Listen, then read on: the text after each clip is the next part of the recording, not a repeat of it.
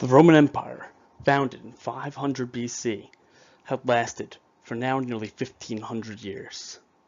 However, its final days were upon it.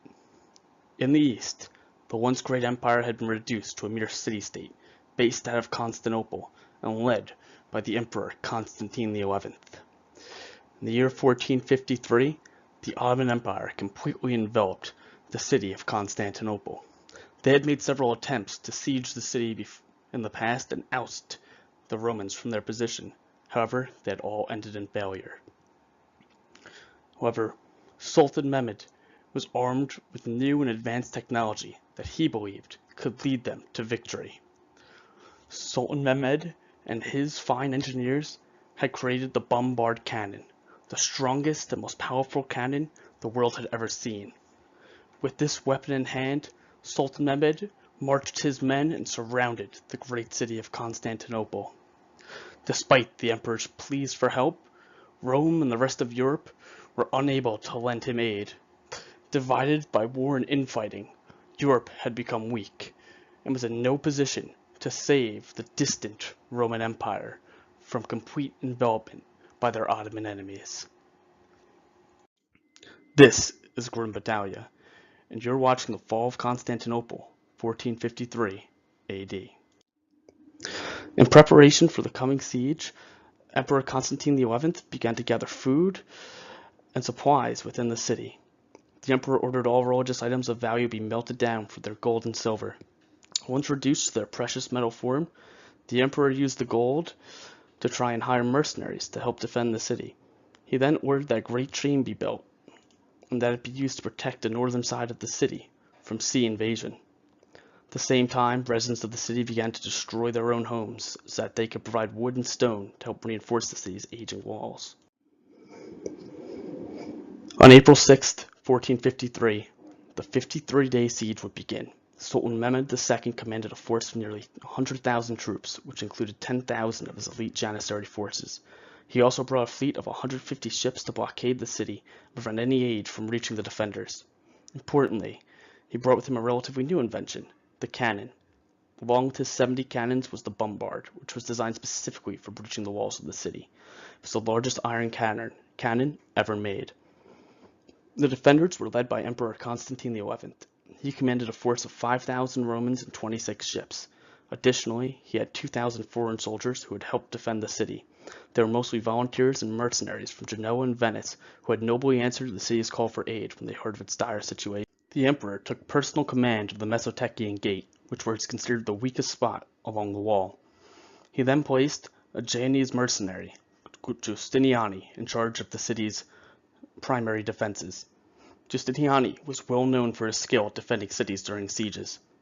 Giustiniani and his troops defended the city's northern wall, which was the only part of the wall not surrounded by a moat. The rest of the troops were spread out along the city's outer walls, with the city's monks being placed in charge of the defense of the seawall. 2 regiments were left deeper in the city as reserve troops, who could be called forward to defend in the case of an emergency. The city's navy was comprised of Venetian mercenaries who defended the harbor, too outnumbered to initiate any offensive engagements. Within the city's walls, 50,000 residents were filled with terror and dread. An army of 100,000 Muslims had surrounded the lightly defended Christian city and now threatened it with destruction. Huddled behind the city's walls, the vast number of Roman refugees and families could only pray that their walls would be able to protect them. They would endure for 50 days while cannon fire, navies, and enemy soldiers relentlessly pummeled their walls. The Ottoman attack would start with a cannon bombardment. Though the cannons were able to breach the city's mighty walls, the cannons were mostly inaccurate and took a long time to prepare and to reload. The defenders were able to skillfully and quickly repair each breach before the Ottomans were able to take advantage of their success. Over the next 30 days, the Ottomans relentlessly attacked the city walls. However, despite being greatly outnumbered, the Romans fought valiantly in order to repel every attack launched by the enemy invaders. The Ottomans took heavy losses, and the Venetians marveled at the attackers' resolve, as the Ottomans sacrificed thousands to try and remove the bodies of their fallen comrades. On April 20th, the Romans launched a naval attack on the Ottomans who had blockaded the southern harbor. During the chaos of the attack, a fleet of 4 Venetian ships was able to penetrate the blockade and lend aid to the Roman defenders. The reinforcements bolstered the morale of the defenders and was hailed as a great victory by the Romans. For the Ottoman admiral's failure, the Sultan originally ordered him to be executed, but after hearing of the admiral's personal bravery during the battle, the Sultan decided to spare his life. The Ottoman admiral then decided to conduct a bold move. During the night time, he sailed his ships to the Golden Horn.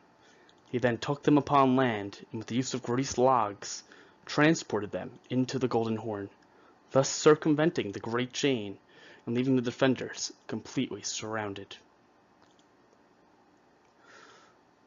The surrounded defenders were forced to act desperately. They conceived a plot to attack the Ottomans in the Golden Horn with a fleet of fire ships. However, the Ottomans caught wind of this plan and were ready when the Romans attacked. The Ottomans repelled the Roman attackers and sunk many of their ships. As the Roman survivors attempted to swim to land, many were captured by the Ottomans, who then executed the survivors by impaling them on large spikes along the northern side of the Golden Horn. In retaliation, the Romans took all their Ottoman prisoners and placed them atop their wall while they executed them in view of the Ottoman Empire and the Ottoman army. After this defeat, the Roman position was considerably weaker, since they were now forced to divert a portion of their defenders to the northern wall. They were also informed by an emissary that no aid would be arriving from the west, and this combination of defeats, public executions, and bad news dealt a serious blow to the Romans' morale and left the city residents paralyzed with fear. However, the Roman position was still strong. The Ottomans were unable to take the wall through direct attack, and so now they prepared a crafty new plan. The Ottomans began digging massive tunnels underneath the walls. They hoped to set off explosives under the walls that would collapse them and to transport troops into the city without having to give battle to the defenders. The Romans discovered this plan and began digging counter-tunnels. For a full week, both sides engaged in tunneling and counter-tunneling. During this week, the soldiers must have felt that they were truly experiencing hell on earth, as, underground and near complete darkness, they engaged in brutal close-quarters combat. The Romans were able to capture an Ottoman leader and, through the use of torture, discovered the location of all the Ottoman tunnels. With this information, the Romans were able to destroy the Ottoman tunnels, and the Ottomans were forced to abandon their plan. At this point, the Ottomans attempted to engage the Romans in peace talks. However, these failed when Rome's emperor stated that the people of Rome would rather die with their free will intact, and that they would not consider the value of their own lives in defense of their city. On May 24th, the final assault preparations began. The Sultan gave his men 36 hours of rest to pray and prepare themselves for the coming attack. The calm before the storm was unsettling for the defenders, and they became aware that the final assault was soon to be upon them. All around the city, Orthodox and Catholic residents put aside their differences and joined together in prayer. One last solemn ceremony of prayer took place in the Hagia Sophia, with nobles and residents from all religious sides taking place. During these final 36 hours, the bells of the city tolled relentlessly, a constant reminder of what was to come. As the people of Constantinople huddled together, they must have been aware that they were likely not to live to see their children grow up or to experience another sunrise. The city would have been ripe with both fear and sadness, not just because of their impending deaths, but because of the horror and rape they would endure if the attackers were to breach the city walls. Shortly after midnight, on May the 29th, the final assault on the city would begin. Ottoman troops marched towards the northern wall, which was not protected by the moat. The Ottomans and the Romans fought fiercely at the wall, and the Romans, despite being outnumbered, were able to push back the invaders and repel the first wave of attack. The Ottomans next sent their second wave, which was comprised mostly of missile troops, archers, and light gunpowder men. Again, the the Ottomans and the Romans fought bitterly at the northern gate. However, this time, the Ottoman troops were able to penetrate the walls and enter the great city of Constantinople for the first time. Once in the city, Roman forces quickly responded and marched towards the northern gate, led by the emperor himself. The Romans gave battle to the Ottoman invaders and were able to push them out of the city, repelling this attack. However, during the attack, the commander of the northern wall, the Genoese mercenary Justiniani, was mortally wounded and had to be evacuated. Upon seeing their commander injured, many of the mercenary troops succumbed to fear and lost morale. They retreated back towards the city harbor and gave up the walls. Members of the Roman troops were quick to respond and to reposition themselves at the wall. However, during the hasty Genoese retreat, the northern blockade wall was left, or blockade gate was accidentally left unlocked, and elite Janissary troops of the Ottomans' final wave were able to push into the city. The elite troops were able to make short work of the Romans and defeat them, gaining entry into the capital. However, as more Romans moved to reinforce the northern wall, the Ottomans were able to hoist their flag atop the gate. Upon seeing the flag raised over the wall, many Roman troops lost morale and feared that the city and the battle had already been lost. Fearing death, they retreated, hoping to be ferried away by their Venetian allies. In these final moments, the emperor courageously made a last stand. He tore off his purple regalia and joined his men and his people on the streets to fight in defense of the city. However, despite fighting valiantly, the emperor was cut down and killed, left to die among his men and his people on the streets of the city.